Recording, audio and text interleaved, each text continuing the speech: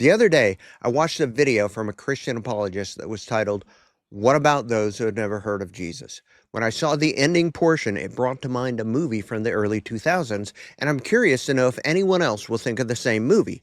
When you watch, keep in mind that in Christian doctrine, if someone hears about Jesus but they don't believe, they face hell or at least some other sort of condemnation. The clip itself is after they've told you about Jesus.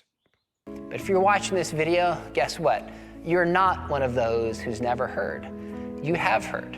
You do know. You have the evidence and the gospel claim open to you. The question is not, how will God answer those who have never heard? God is God. He will deal justly with that. The question is, what will you do with the information now that you have heard Jesus' claims about being God? Well, did it remind you of anything? It reminded me of the 2002 movie The Ring, where people watch a video and then are killed 7 days later by a dark supernatural force.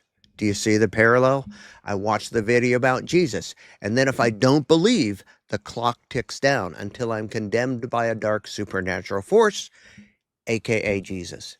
The Christian version of the movie is even worse, however, because you don't just need to worry about watching a video. You have to worry about any random person jumping out of the bushes and telling you about Jesus, after which the countdown starts. Could you imagine the fake scares that they could work into the Christian movie?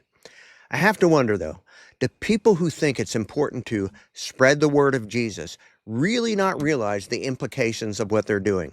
Smiling and telling you about Jesus, unbothered by their own belief that after they tell someone, if the person they tell doesn't believe in Jesus, they'll be condemned. Do they really think it's reasonable, fair, or just to expect someone to become a Christian just because some random person gave them some information, no matter how well it was explained? And how can anyone think it's okay to condemn them if they don't? The Christian movie gets even scarier, though, because many Christians find ways to rationalize ways that people will still be condemned even if they've never heard of Jesus.